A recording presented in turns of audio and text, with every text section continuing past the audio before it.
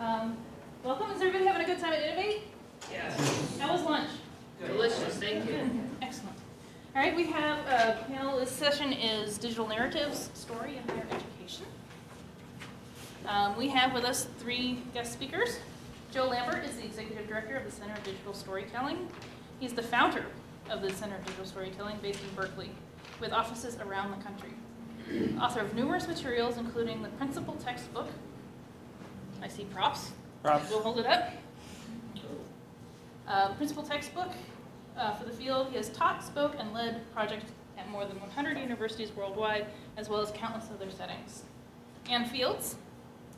She's Associate Professor and Subject Librarian for English in the University Libraries here at Ohio State.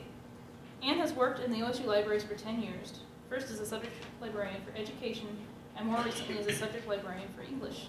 She is also Interim Coordinator of Research and Reference Services, with Lee Yespang and her OSU colleagues Karen Diaz, and founded the OSU Digital Storytelling Program in 2006.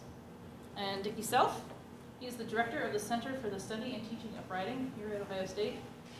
After 20 years of work with digital literacy and literacy acquisition, Dr. Richard Dickie Selfe was hired as Director of the Center for Study and Teaching of Writing in the College of Arts and Humanities at Ohio State University. I think Joe's going to lead us off. Yeah. You know, to set the context for this, it's been suggested in higher education, digital storytelling has been used in so many ways that, you know, we could spend all day just making the list of the different applications of digital storytelling. But there are probably 6 or 7 campuses around the country where it seems to have really settled in, right? In many ways, our work goes back 20 years. For those who are new to this, it emerged from a theater project that I ran in San Francisco, and a collaboration I had with a guy who loved to capture small stories about his life experience, the late Dana Ashley. That work became a workshop format in the mid-90s that then became a method. And we moved to the University of California, Berkeley in '98 at the School of Education. And through that platform, as much as any of our work, we were able to kind of bring it into higher education and discussion. The 6 or so, I don't know how many campuses, but you know, OSU is a leader in the field. And our ability to carry on an ongoing conversation with Ann and her colleagues since 2006 has shown us the potential of it as an ongoing process for all sorts of higher education applications. I'm going to leave it to Dickie, I think, to start off and talk about his perspective on the use of the tool and the projects he's doing.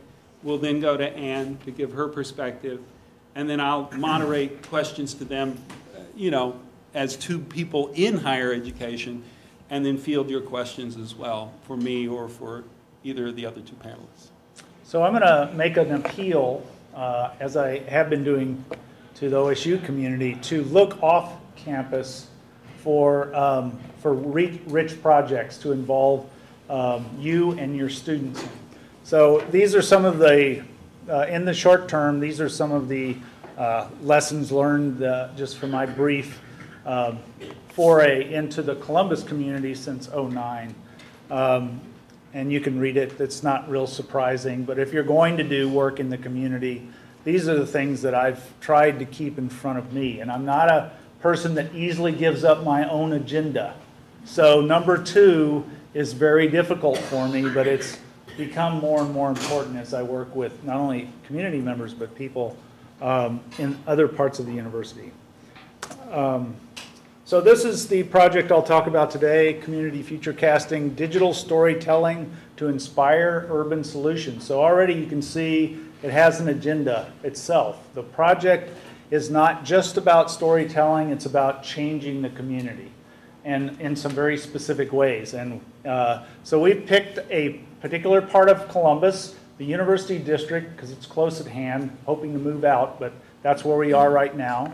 And these are the people I collaborate with. This is the interesting list of faculty and staff who have decided to throw in with us. The most important are community leaders, somebody who knows the local community, can connect us with people who are interested in doing video storytelling, and you know, that they trust. Because if I went and asked them, they wouldn't do it. But if I can make relationships or work out some relationships with a leader, then it might happen. And then we bring to bear all the sort of support possibilities that come from the other disciplines. And that's what we're providing. So we go out into the university. Let's see what we go here. Yeah. We recruit local community teams. We have them tell stories and use those stories to choose a place in the community that's important to them, not to us. And then we collect footage, artifacts, and so forth, and then about the past and the present, but our twist on it is the future casting part. We want them to imagine a future for that place, a better future. And then we're going to bring to bear people like art and technology people that know how to animate and design people. And we're going to help them create a vision for that future and put it in the documentary. And then we offer lots of support while they do that. So this is the kind of thing this is our first prototype, basically, and it's not finished. So I'm going to let it run. 71 to Indianola Avenue came together to envision a future of this important corridor through our residential neighborhoods. The Glen Echo Neighbors Civic Association has spearheaded this effort. We care about our neighborhood and its neighbors, the area's history, and its future. We are Glen Echo Neighbors.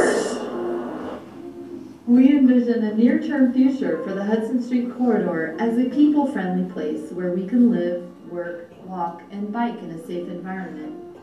If we look at the right-of-way for this area, there are clearly opportunities to make change that benefit people moving through Hudson Street in the area between North 4th Street and Indianola Avenue. Due to the heavy traffic and a 35-mile-per-hour speed limit on this east-west connector, it is often a frightening experience to walk next to the street. Creating barriers between pedestrians and traffic, such as a tree line or bollards, will help pedestrians feel safer. Creating well-defined crosswalks will also help drivers and walkers navigate the Hudson Street corridor. Adding bus shelters to the area would further improve the public transportation experience. Currently, Hudson Street consists of 4 narrow lanes with sidewalks immediately adjacent. By modifying the roadway to 2 through lanes and a dedicated turn lane, this will allow a green buffer between pedestrians and automobiles and allow for the light posts and signs to be placed outside of the pedestrian area. They will also enhance the existing neighborhood character. We also envision the future for the Hudson Street corridor as a lively, artistic, and environmentally responsible place. The street itself can be the site of change.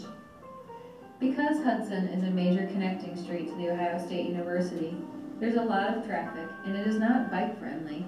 It's rated poor by the Mid-Ohio Regional Planning Commission on the Columbus Metro Bike Users Map.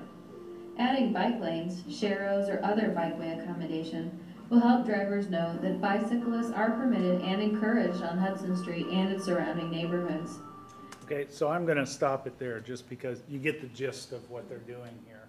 And so then once they've gotten a more or less final product that we can start screening, we're going to take it out and show it to community leaders, foundation people, neighborhood people themselves, and start gathering other stories that come out of those events so that they could feed into this process. So our goal is not just to do storytelling, it's to do storytelling that we can then make into sort of civic action.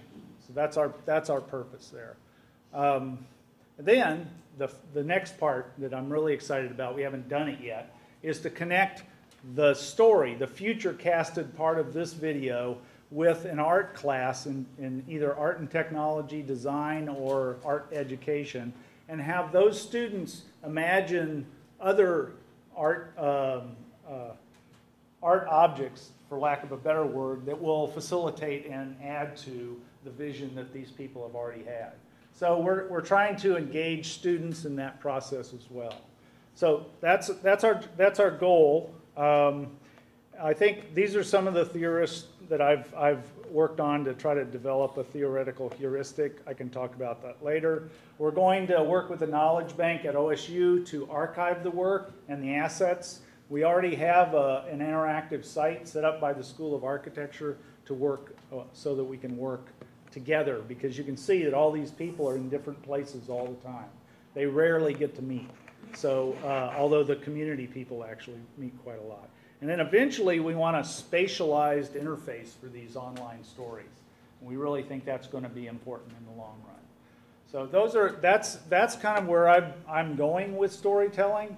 And I think probably one of the questions that most people would ask when they see this sort of transactional piece that we have here is, where are the stories? And I'd be happy to talk about that possibility later on if you want. Thank you, Dickie. Yay! It's yours, Ann. How do I get this off?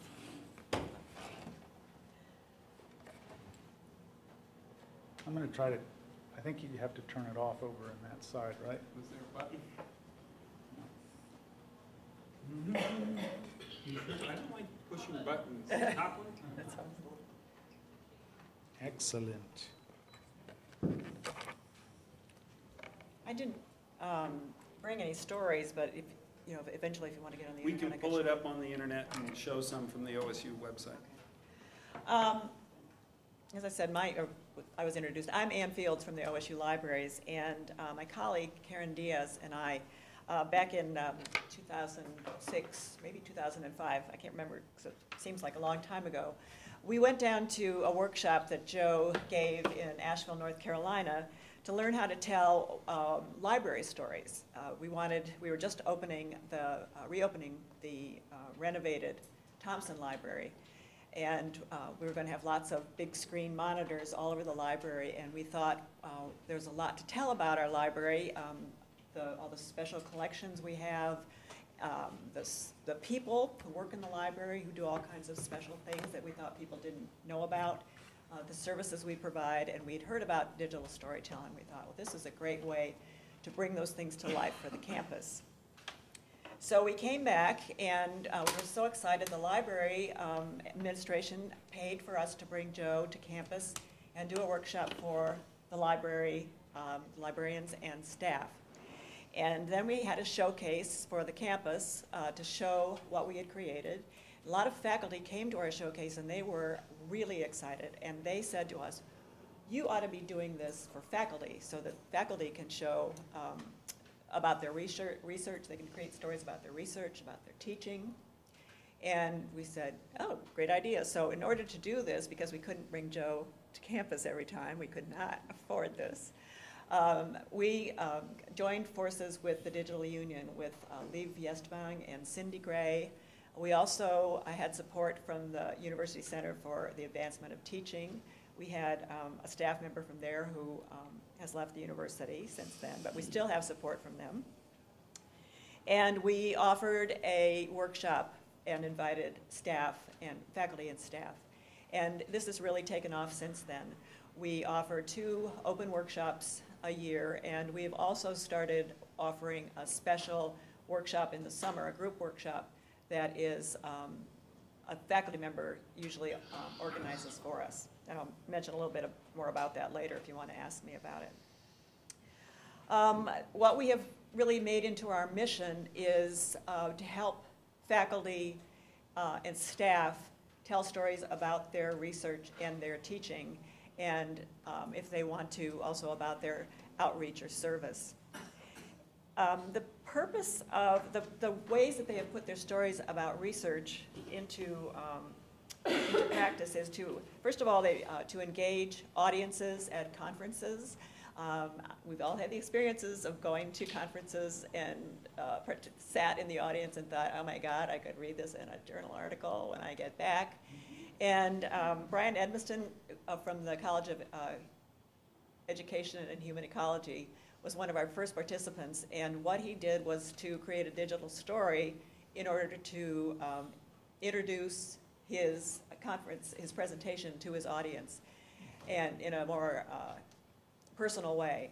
And he said his audience just sat up and engaged themselves in his presentation like they had never done before. And so he uses this kind of technique now when he goes to conferences. he told about his research and had a digital movie about his sabbatical, which he spent in a second grade classroom. Another reason that faculty have told stories about their research was to engage their undergraduate classes, particularly large classes, when they've come into class and they're sitting there waiting for the lecture to start and they're on their iPhones or they're reading newspapers or whatever, to have a digital story going on a screen to possibly engage students in why the faculty member does research, what their research is all about. And Terry Gustafson of chemistry did a really spectacular one. He's kind of our poster child. When we've gone to conferences, we've shown his about nano, where's Megan? Nano, lasers and technology. Something about femtometers, and I mean, it's all neon and it's actually beautiful. One of our ideas, which hasn't quite come to fruition yet, is to try and democratize research. I think for NIH grants, there's part of it is you're supposed to give your information to the public. There's supposed to be at one layer that's supposed to be presented to the public, and we've been trying to get scientists who have NIH grants to participate in a digital storytelling workshop to present their research in a multimedia way. We've had a hard time kind of conceptualizing this, and also because these scientists their time is so limited and our workshops are so time intensive that this hasn't quite worked out, but we do have that as a dream. As far as teaching, these digital stories are really great. There are a lot of different things you can do with them. You can use them obviously to convey concepts that might be a little dry, but you can convey them in a different way, again, that will draw students' attention, catch their attention when they're not necessarily paying attention. You can use them as conversation starters. You can use them to kind of break up class. Supposedly students can only pay attention for about 10 minutes at a time. We can only pay attention for only about 10 minutes at a time, so it's a great way to break up class. You can use them to leave students with a question when they leave class. Some of our participants have learned how to use the technology in our digital storytelling workshop so that they can then take it back to class and teach their students, so that their students can create digital stories in turn. For instance, for having alternative assignments, they can either write a paper or they can create a digital story as an alternative assignment. We've had a whole variety of subject areas, faculty from different subject areas come and take our workshops. We've had people from English, we've had people from, as I said, chemistry, we've had people from botany, we've had people theater, education, so it's not been limited to one discipline at all. Cindy Gray from the Digital Union has gone on the road. She's gone to some of the regional campuses. She's gone to ATI. She's gone to, she's gone to Newark, I think. Can't remember. She's been to at least one other region. Kenyon College? She's going to Kenyon this summer, but she's been to one other regional campus as well. I do want to mention these special summer workshops we've had, because those have allowed us to do some really special things. As I said, they've been sponsored by OSU faculty. The first one we did, Judy Wu in the history department was involved with is involved with the CIC Asian American Studies faculty. And we brought that whole group in from the CIC, and we did a special workshop for Asian American Studies faculty. The next one we did was Peter Shane from the law school had been doing a project called Information Stories, which had to do with the presence or lack of information in communities. And so he brought 12 people, 12 ordinary citizens who had been involved in that project to OSU, and we made digital stories with them.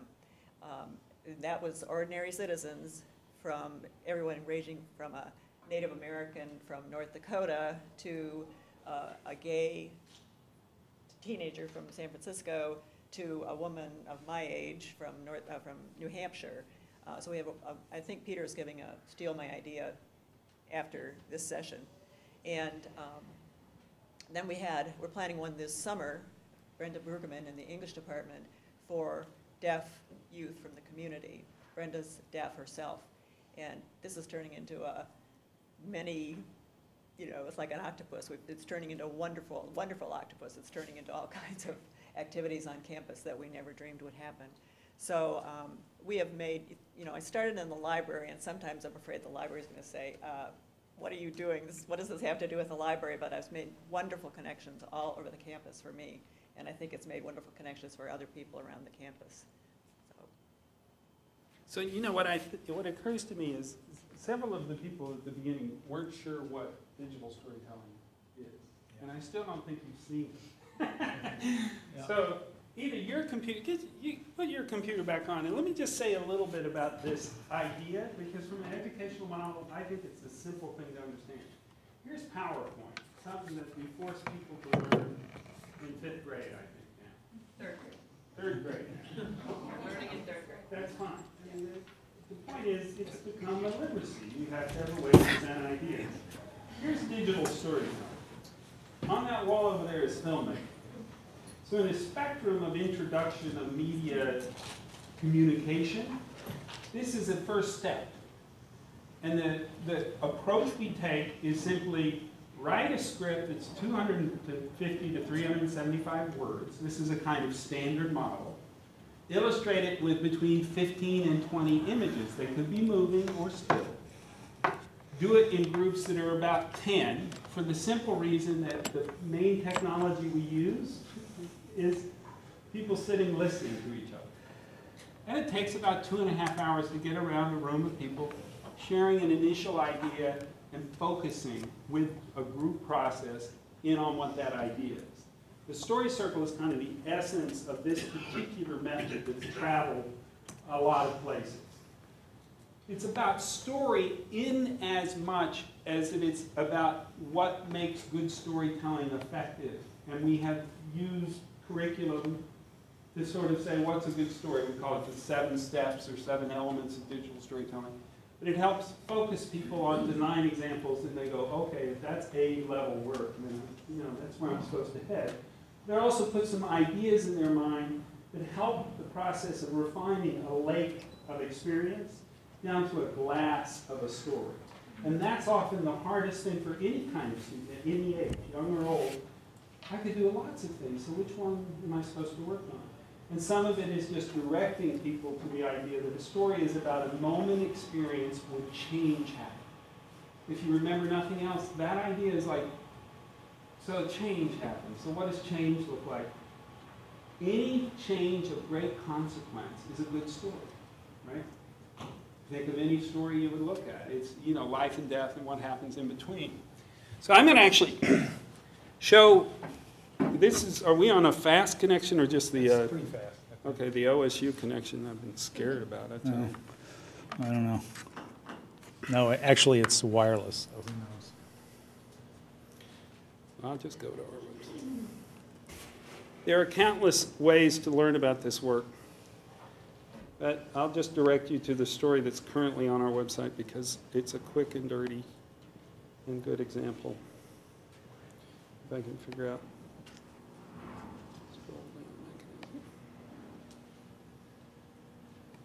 We do an enormous amount of work with the universities. We did this with University of Maryland, working with immigrant communities. So this is a big focus of work. So cross fingers this will play.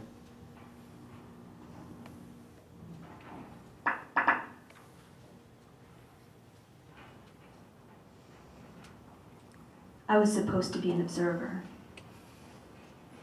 When I first came to the Kalasha Valleys in northern Pakistan to conduct PhD dissertation research on Kalasha women's culture, I was stunned by the din and buzz of daily life in this small pastoral place. I taped it on my state-of-the-art cassette recorder, thinking no one would believe me otherwise.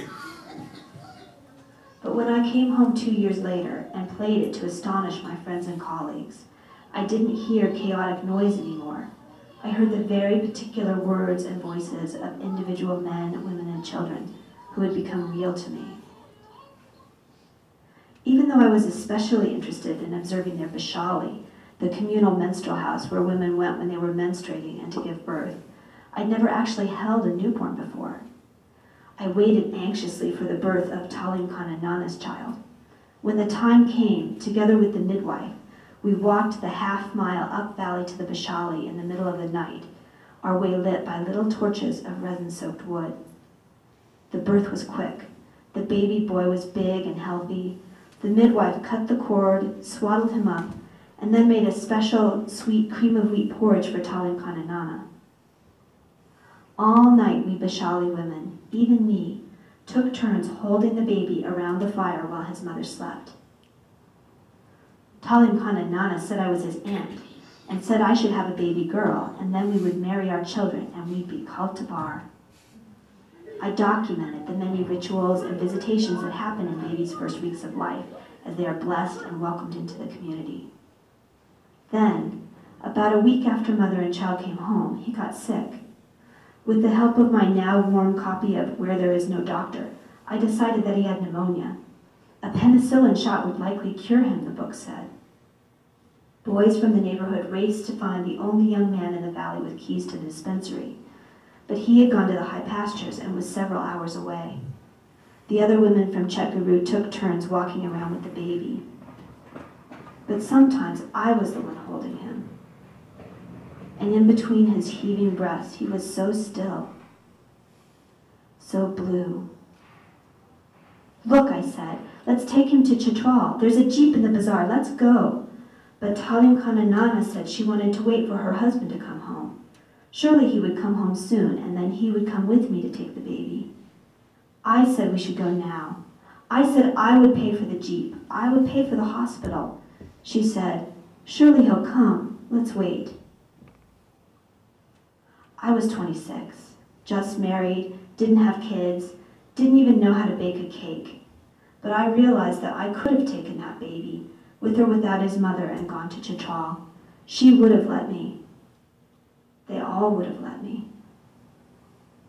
But I didn't. Instead, I sat outside on the ground and held the baby, as the other women, one by one, went home to tend to their own children. One last huge gasp for breath ended in stillness. I don't remember what happened exactly after that, but someone took the dead baby from me and sent me home.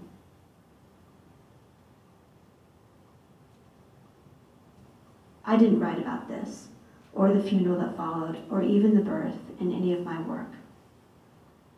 I finished my dissertation, published a book, but after my daughters were born, I never went back to the field.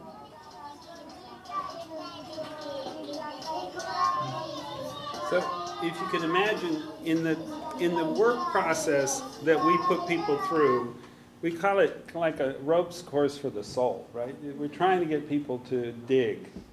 And to be able to dig into the hard stuff means you got to create tremendous safety in the environment, a place where people will listen and trust each other. And the stories that emerge from that aren't always stories that are public stories, right? A lot of the work that we've ended up doing is in environments of trauma survival. But a story like this exists in all of our communities, right? In every one of our communities is a story behind who the person is. Anne shared in this story, so I don't think you mind me talking about what you worked on, a story about her epileptic condition, of which she's had 7 major episodes, and a story about losing her keys, because after the episode in December, she can't drive. The vulnerability that she expressed for me was stunning in this environment, and it was a place for all of us to consider our own frailty, our own aging process, and a way to connect with each other through that story. It was a kind of honoring. I would say I still think the main use of this is community building within the communities that it happens. I can say every one of your workshops has made new friends with new people, right? I mean, and those friends are across discipline. They're learning about things that they've known a colleague for 15 years, but they didn't know that about a colleague. They didn't know that story. And to me, that's the gift of this work, and the reason it's traveled is that. It's a process of connection that can be profound for the people involved. And then what happens invariably is people say, I got to share that with somebody, with the community, with the next group that comes on, and try to make that meaningful for other people. And that's the way it works to me, is it changed you and you want to use the process to change. So while we can reduce it down, and as we open it up for questions, to issues about curriculum application, the thinking of this technology is about soul work. It's about the fact that we have to be human while we're being professional. And that's not always easy. This is, you know, Brian's story from this morning, those who were with you. It's not always easy to be yourself and be in a professional environment. You're at risk in a professional environment. But we think the solidity of all these institutions going into the 21st century is that you can coexist as your authentic self with your authentic voice, as you are, and be a very qualified professional doing the things that you do. And if we can't do this, we are doomed to be unsustainable. We cannot hold center to this culture, this civilization, without that kind of balance that we're looking for. So Joe, that, I want to make a statement about that, the rather transactional video I showed earlier. The storytelling that went on there, and I'm learning how to do this as I go, but happened in the Glen Echo community meetings. They all basically have dozens of places in that community they care deeply about, and there's for very specific reasons. That's where they met their wife, that they've lived there for 30 years, it goes on and on. So they had to talk with each other, and they basically told stories about parts of this neighborhood we care about deeply. And they finally came to the understanding as a group that this is the most dangerous part of our existence, this road. We have to do something about this road. And so it was the storytelling in the initial part of that got them to agree. And it was a commitment. It was soul work for them. What is most important about our community? What place? And that's what they chose. So I think it just, you know, that's to me the interesting part of storytelling, is that it leads you to action at some level. Eventually it can. I suppose it doesn't always have to. So, questions for us, thoughts? And so there's people in here who are also digital storytelling folk. If you want to add perspective, it goes to you guys. Go ahead, John. Maybe Dickie, this is more interesting. One of the questions, we've been using digital storytelling in competition, ESL competition over the years. One of the questions we tried to address is how to create digital stories about how to do digital stories. And we didn't, you know, it wasn't something I wanted to put a whole lot of time in, so we tried to find a very simple technology. We go through the same process over the course of a 10-week quarter as we did in a workshop, but we needed something much simpler. And we actually used Extra Normal, which is this animation site, to create these little animated discussions about how to make digital stories. But my thinking, how if you had to go out in the community and present materials that teach people, and you weren't there all the time, what approach do you think you would use in trying to explain things to them in ways where you didn't have to be there and lecture them or discuss with them, so they could just go onto a website and say, how would you learn about how to do it? Our approach is that the central person in the whole program is the community leader. In this case, it's a woman named Katherine Gervis who runs something called the Community Computer Lab in the university area. It's open to everybody. It's freely available. It's for the community. So I don't have any hope that we can do the instruction necessary online or virtually entirely. But we have her site.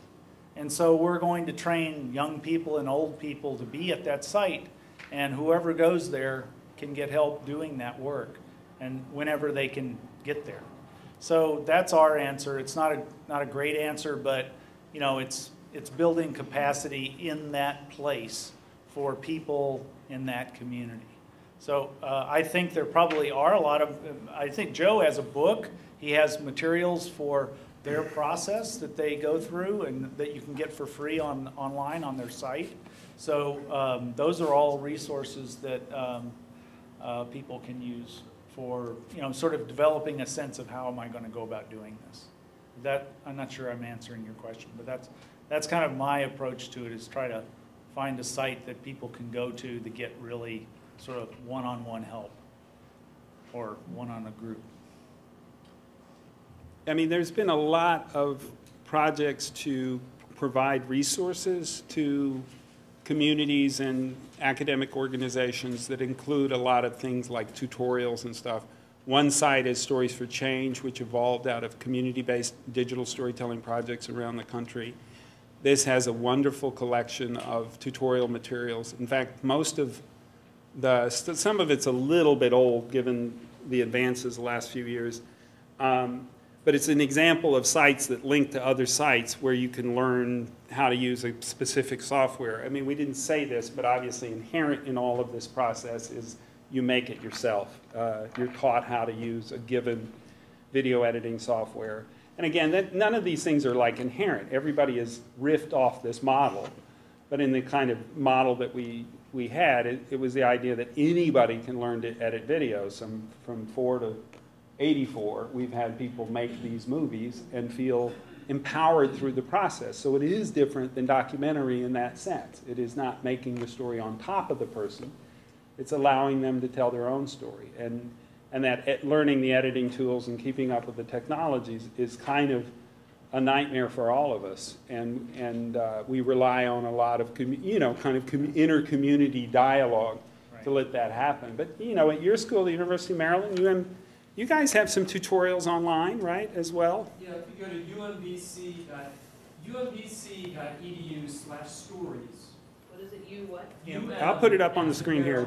umbc.edu/stories is a huge resource site that we built there. If you click on resources, that's where you see, of course, lots of projects, but there's lots of resources there too about how to use them, how to maybe use them for alternative assessment, how to have a grading rubric, tutorials on how to make them. I think part of the, can you teach digital storytelling with a story? I think that's what I heard, like maybe you were saying. Well, less technical. Okay. I mean, well, part more of it, like Joe was saying, we have this moment of change. Sure. And we have to teach students how to find that moment of change in their ordinary life. Sure. And that's what we wanted them to kind of think about a little bit. Yeah. I think one way is the way we're doing it, and the way Joe does it, and most folks do it, is certainly modeling. If we show you a story, you have a model of what a good story might be, and maybe it'll give you some ideas based on that modeling. I think the other thing is talking about, if we go back to Joe's original 7 elements, what makes a good story? And if you look at those elements and incorporate them into anything, a written piece, just an audio piece, just a minimalistic. There's a new site, by the way, I should point, I don't know if you've seen it, it's called Cowbird. Cowbird.com. Take a look at this. Cowbird.com. This is digital storytelling in a minimalistic approach. It's one image and words with around that one image. Or there you go, Cowbird. I think you go to like our story of the day or something, you'll see. Any of them will work to see. Some of these stories.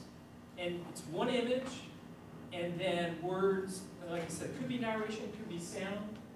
It's a really interesting site. And again, it is, of course, in today's Web 2.0 world, interactive, so you can share it. Beer stories.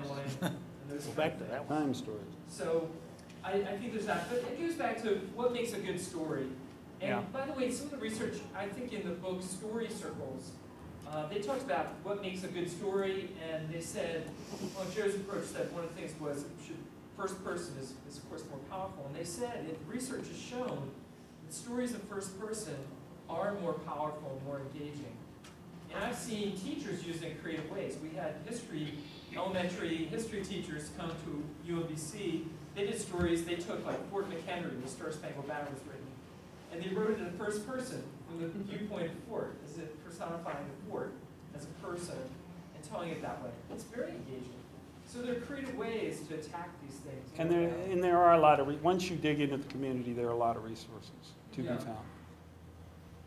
Yeah, go ahead. I'm just going to, tagging on what you said, I've seen it in classrooms where you take a historical figure and you say, write from this person's perspective, and I can see where you can tell that, have the student not just write it, but now make a digital story. Make a movie out of it, sure. Go with it as an alternative assessment. Because when you look at it from their perspective, you see the whole historical issue so much differently than from your own perspective. And if you have to write from their perspective, you're forced to think about that. So I can see where that was just like, wow, I'm excited by that. Well, you'll find in Ohio, a good resource in Ohio for K-12 is the Ohio Writing Project, part of the National Writing Project, is that they picked up this work, about the time we were at Cal, and then they've been getting a lot of the writing teachers looking at this. And Judy mentioned before, for young writers, and really for the loss of writing quality that's happened throughout education, iterative writing through this modality works. People want to edit down. They want to get it just so. They look at their script again and again and again. And particularly in that kind of group feedback model, it works to get people thinking about it. And to me, that's a really win-win for just a kind of considered approach to writing, is you're thinking about it not so much a story, just as a way to make economic communication. And the voice with the images simply amplifies that economic communication. And also trying to find the images to go, so you're not just showing a picture of Abraham Lincoln, but trying to find the right pictures to go. Being creative about it. Add to the story. Absolutely. Yeah, a lot of research around the multimodal approach to learning and the engagement that comes with it is what's been validating our work as it spreads out in education. Other thoughts? Oh, go ahead. Well, I just wanted to mention that if again, a community connection that's a lot simpler than what I presented there is simply to tap the need of local community members to tell their own stories, to validate what it's like to live in that space that they live in. All of your students could be involved in that process. And it's fairly simple to get volunteers to come to your class. If your students are capable, going out to those people and collecting stories in the community, and then have students tell their own stories. There's just an enormous amount of potential to get the teaching of communication skills outside of our classes and into a context that will be meaningful for them and the people they're working with. Your question in the back? Did you still have a question? Your hand was up. Sorry, I did. Just copyright issues? The work of going to publication, in any of our training, we talk through the issue of it's your voice, it could be your pictures. This is why I like this iPhone approach, because it's going to be your pictures. As soon as you start talking about music, you got to start going, hold on a second. And the only thing we've done is we take the time to look at the copyright-free music libraries that exist and then reorganize them for digital storytelling so that we've already pre-screened the tens of thousands of songs that could be used based on their mood or their attitude. But there's a lot of creative solutions, not the smallest of which is learning how to use GarageBand and just figuring out a way to make your own music. And again, we think that's a great idea. I happen to like a lot of these stories that don't have music behind them. So it's also true, if you skip that part, then the story I showed off our website, it's like, I am sure that that's Creative Commons music, but it could have worked well without music because just the power of the story is amazing. But it is a we don't, everybody has the same issue. You can't publish, you shouldn't publish things. Forget about right or wrong. I mean, legal concerns. Ethically, you shouldn't be publishing other people's stuff unless you've arranged that. But Creative Commons is a way to arrange it, so it's an amazing resource. Other thoughts, questions, concerns? Yeah? One observation on technology. I don't know whether you remember, but Earl Chenoweth from the Dispatch videotaped a homeless person with the golden voice, Ted Williams. I was able to talk to him a little bit, and he made a comment that was kind of interesting. Is he said, "I saw this guy, and the initial weeks went by, said I didn't think about it, but then I got to thinking about it. It would make an interesting little story. So the next time he went by, he was looking for him and didn't see him there. But he said when he finally did, all he had with him was literally an iPhone type device. And so he said he got that out and did the tape, and there was noise, the wind, and all the other things. But he made the comment, he said, if I had had a professional there with all the good equipment, it wouldn't have made as good of a story. And his personal opinion was that that was what really made it go viral, was because it was done in such a crude, simple, raw technology. I'd like to comment on that because I've taken 2 of Joe's workshops, I think. But I've helped out a lot with our other workshops on campus. And I just did the one earlier this week with the iPhones. And so many of the people that take our workshops, and me too, are real perfectionists. And with the ones you do on your laptop, with iMovie or Final Cut Express, you just get so hung up on the bells and whistles. And I can, and to tell you the truth, the quality of the movie I gave Joe yesterday, compared with the quality of the movies I've searched up with a regular laptop, probably are just the same. Because that's saying something about me, that I'm not very good with the technology. But we always say with the regular in our workshops, these are supposed to be authentic. They're not supposed to be sound like they were produced, in a professional, ad agency or something. And I felt so much freer with the iPhone to just go around and take pictures. And at least 3 times I erased my voiceover track and had to do it again. And I could almost do it. I did do it on the fly last night again. But, and I kind of slapped my music track in there. And, it turned out fine. Soon you'll be performing this piece as a stand-up story. Yeah, that'll be great. And I think Yeah. Okay. Oh, Thank okay. you. But anyways, that's my point. Is that it's much more. Once you've learned how to do it, it's so easy. It doesn't take hours and hours. And it's just, Judy Wu said it. You just have to kind of let yourself stop. And I think it's more authentic. It's not terrible. And I think we could teach students how to do it much more quickly in the classroom. All right. Last question. Let's give them a chance. Any more questions? Then I'll let Dickie talk. I wouldn't do it to anybody else but him. But okay, Dickie, you got the last word. I just want to challenge you to ask your students to just go do it. Don't teach them anything. Say, if you have the capability of recording sound and getting pictures and even movie clips, go do this and bring back what you're free to fail. Come back with something. We'll put it together and show us. All is good. I'll bet you'll be really surprised at what they'll do. And if they lose something, they can put it back in. I had 8th graders. We did a half-hour tutorial on Movie Maker. That's all we did for them. And then they had an assignment, and I just let them go. And it was phenomenal, the things they came up with on their own, with that 30 minutes of Windows Movie Maker and an iPhone. Well, first make yourself do it. Make you do it first. Thank you guys so much. As was stated, I have a few of my books. They're on sale right now. They're normally $35, but they're $20 right now. And I'll sign them. 2 $10 bills. Oh, yeah. Can I peek at it real quick? One of my friends is taking